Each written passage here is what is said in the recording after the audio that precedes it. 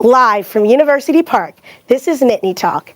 I'm your host, Lauren Perry, and tonight we will bring you an exciting interview with Penn State's very own Blue Sapphire Mackenzie Bronk, take you to the hub for some Stevennezic trivia, send it over to Liv and Rhett with this week's issue of Weekday Update, and finally, watch a TikTok anonymous meeting. But before we get started, let's head over to Natalie McMahon for a special musical performance.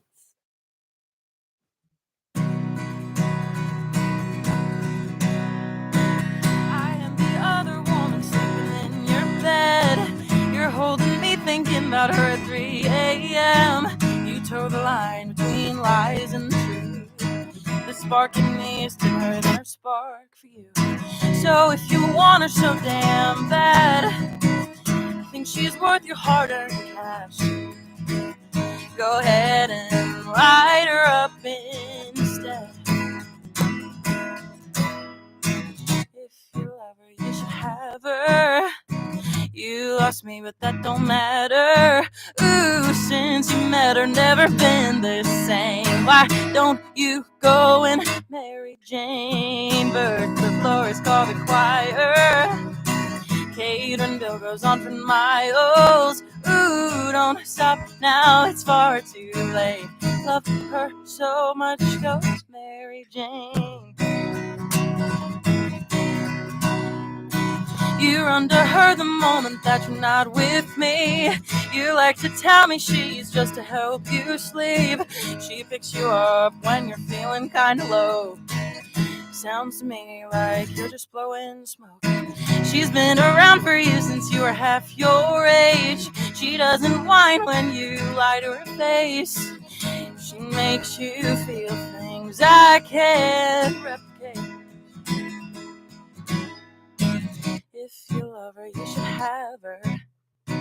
You lost me, but that don't matter. Ooh, since you met her, never been the same. Why don't you go and marry Jane? Bird, the florist, call the choir. Kate and Bill goes on for miles. Ooh, don't stop now, it's far too late. Love her so much, go marry Jane.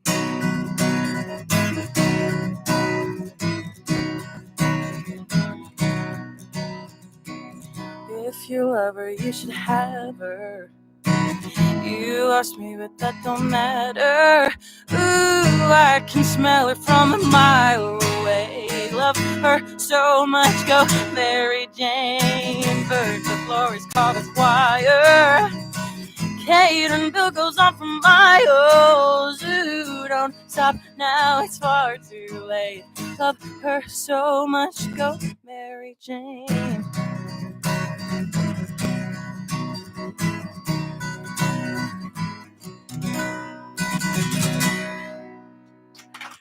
Thank you.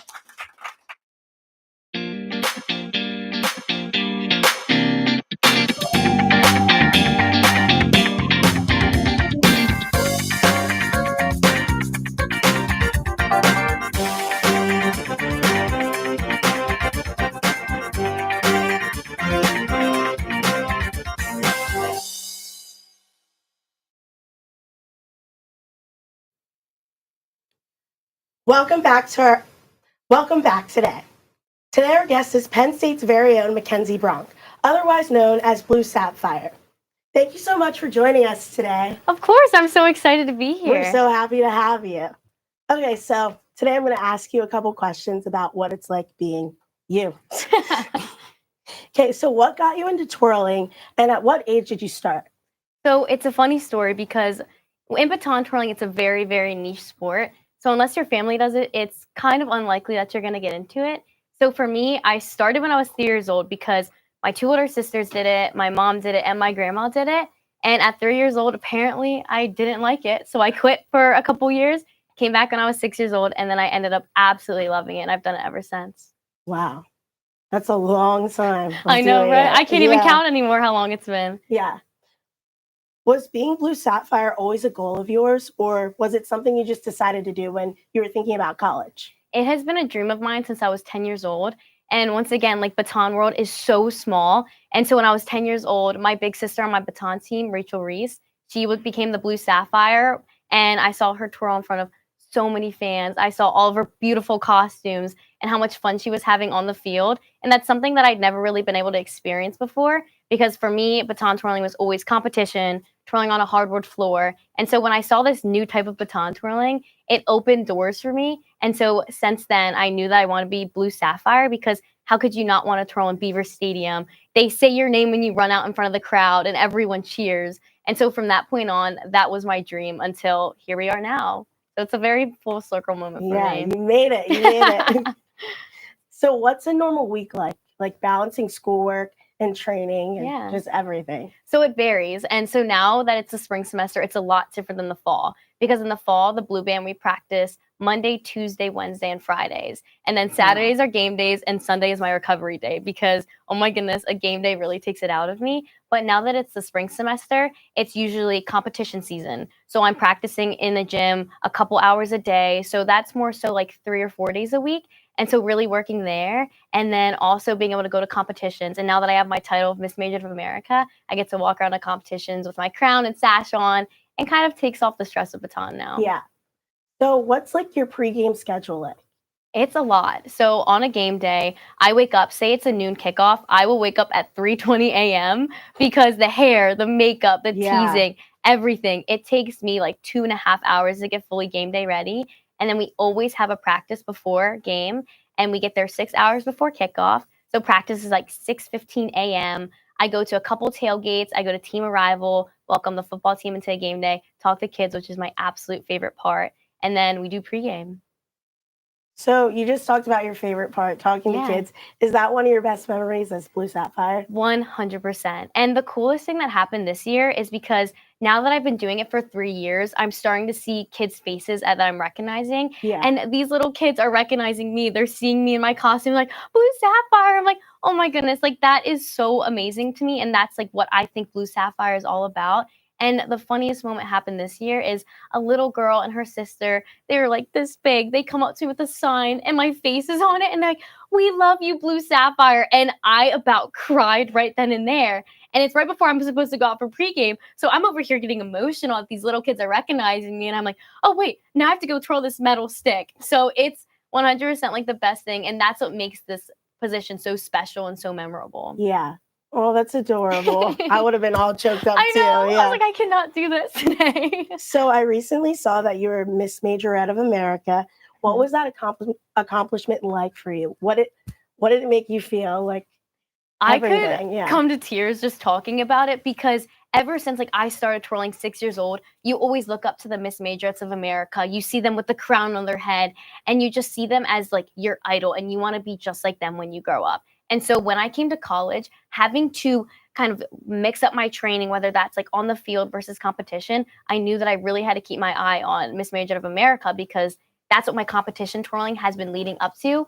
And so this past summer, I really tried to work strictly on that, make sure that my skills are there, make sure that I was mentally good enough to be there, because that's a huge part of baton twirling, being mentally tough. That is something that was so huge that I've learned as Blue Sapphire and as Miss Major of America. And so when I won that title, I just sat there and like tears streamed down my face. Like there's pictures like the classic Miss America, like, oh my goodness, like I just won. And that's like exactly all my emotions that were pent up for so long. All the times that I've gotten like a second place or a third place, it's like that didn't matter anymore, because finally I've come and like succeed at the goal that I've been working for so long. And then of course my older sister, she sprinted to me and gave me the biggest hug, and that didn't make it any easier. That just made like the tears flow even more. So it was just such a surreal experience, to say the least. Well, congratulations on that. Thank That's a you. big accomplishment. I also did a little bit of deep diving on your Instagram. Yes. And I saw that you competed for Team USA. I did. So can you tell us a little bit more about that? Yes. So it's just like the Olympics. So think of gymnastics. It's you go in a certain event and you have to get top 3 in the nation. And then you go to whatever destination that was. And my final worlds, it was in Holland. And ever since I went a couple times before, it's like top of the age category, you go. It's every 3 years you qualify and go. It's the bronze, silver, and gold. Just as like Steven just won on the bronze.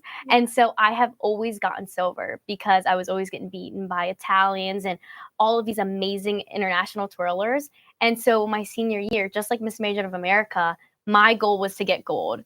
And so the training in the summer, I twirled 5 days a week for 5 weeks straight, 9 hours a day, just strictly like doing my routines and perfecting it. And then I went to this Worlds and I competed, I made finals, and then being able to be mentally tough, it really paid off because then I won gold in a couple of events actually.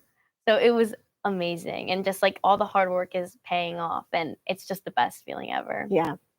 So with all of that, is there any advice that you could give to future Blue Sapphires out there? 100%. So I know it's a baton twirling position, and so you could say like really get your skills up.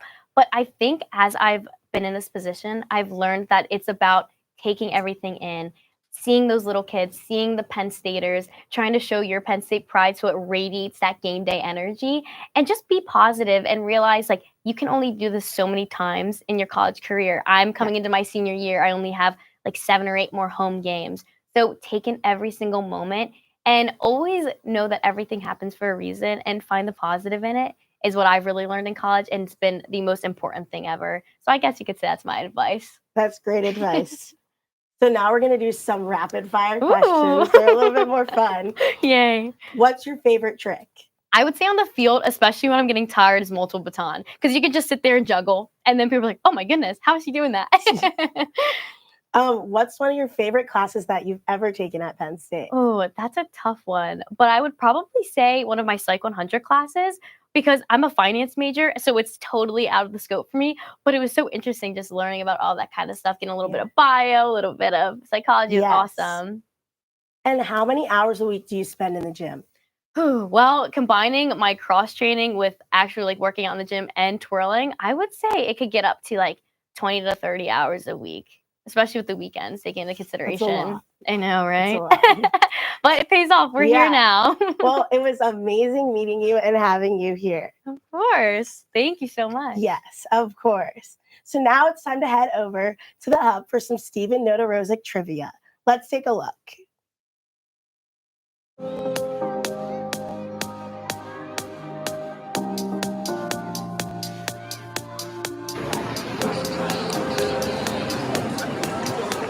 You're right outside the Stevennezic QA event. It's about to start in just 1 hour. Let's go ask our first contestant. Who am I here with? Moira. What gymnastics event does Stevennezic specialize in? Pommel horse. And she knows her Stevennezic. Congratulations. Who am I here with? Natalie. All right, Natalie, what color is Stevennezic's cat? Orange. Oh my God. That's right. Did you actually know that? Oh, I just guessed. Oh my gosh, great guess. Great guess. Jake is scaring people. Jake's scaring people. Do you think you're scaring people? I hope so.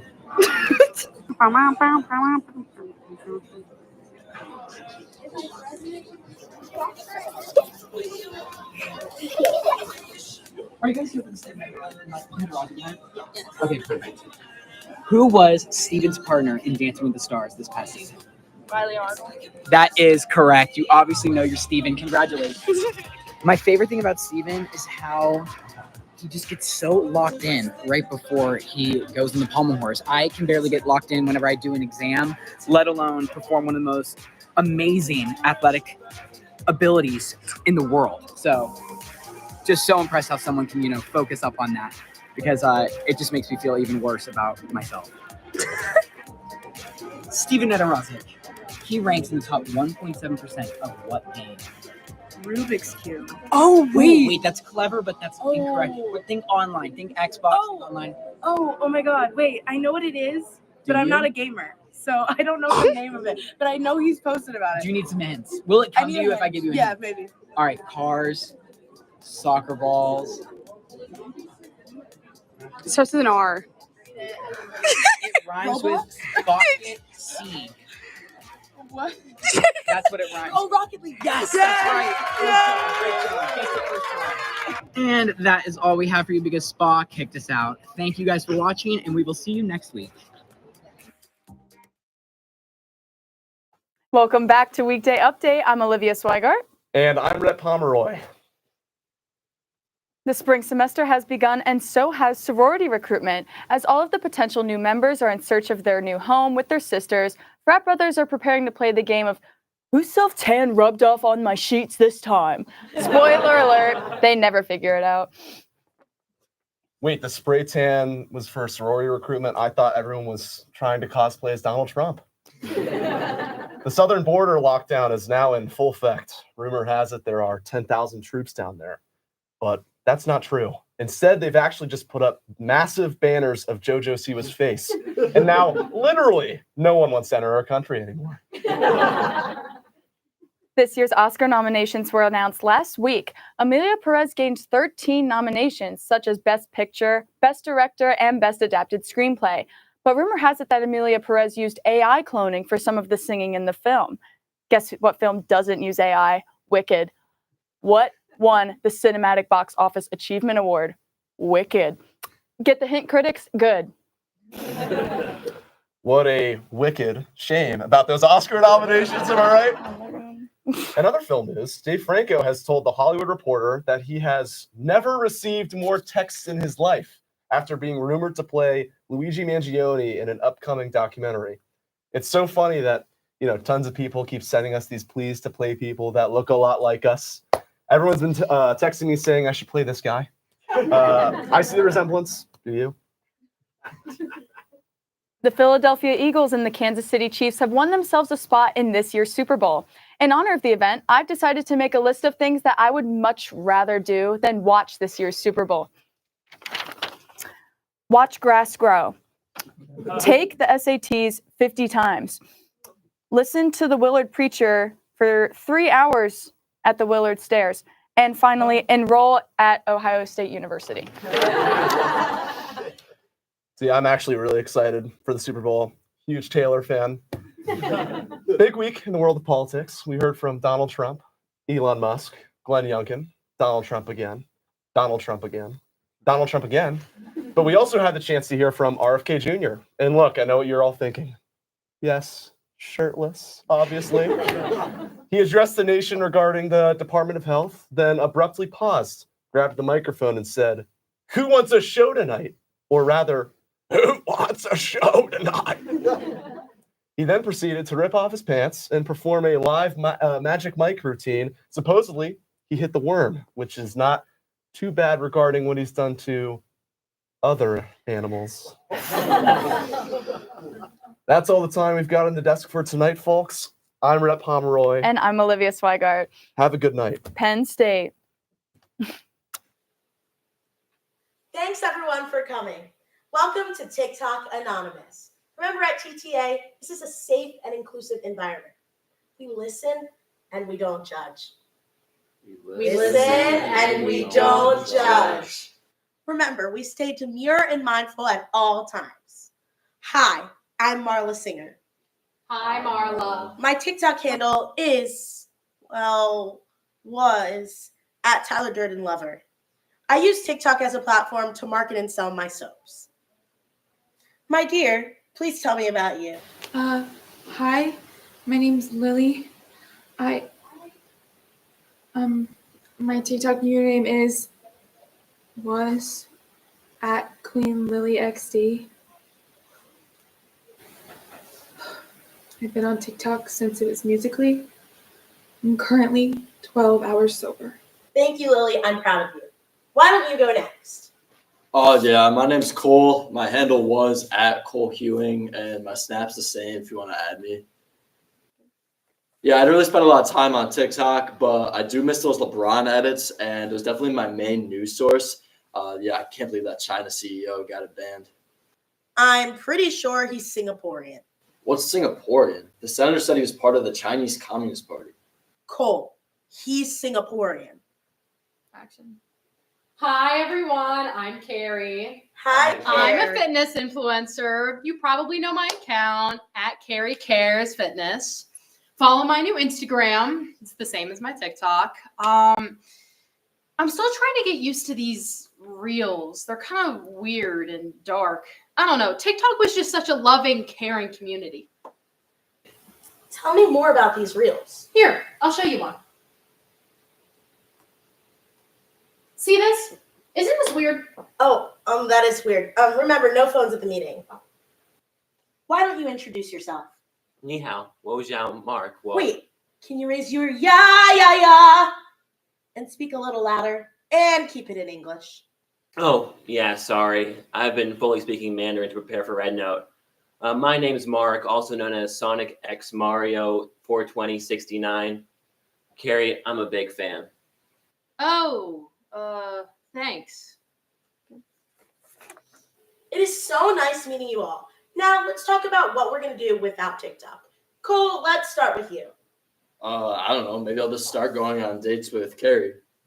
I think I'm gonna try to spend time with my boyfriend.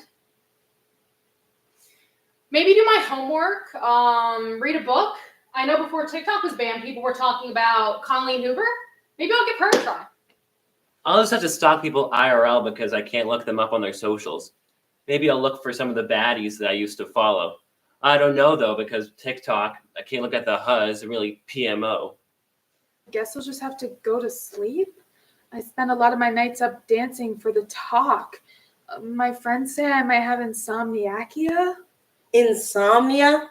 No, not the cookies. It's like a virus, like corona. Did you hear that's not real? It's fake. The government made it so they can inject us with tracking devices. No. I posted a reel the other day, and it got like really weird comments, like from old men and like little kids saying really mean stuff. Slurs, I think. Yeah, no, I feel you. Like the thirst traps on Insta just do not hit the same. Oh, we haven't talked about that yet, but Lily, how do you feel? Raw. Next question. Yeah, I comment that a lot, too. Yeah, I know. You're not the only one. You like what you see? Can we all regroup here for a second? Now, hey Lily, no phones in the meeting. TikTok. It's okay, Lily, we're holding space for you. TikTok is back. Wait, this TikTok says Canada's the 51st state. That means more girls in Lululemon. Oh my gosh, really? I've been dying to get my hands on a Canadian exclusive. I've been dying to get my hands on it, too, if you know what I mean. No, I don't. Carrie knows. Hey, let's settle down, guys. We're all recovering addicts. We don't need a relapse. Who am I kidding?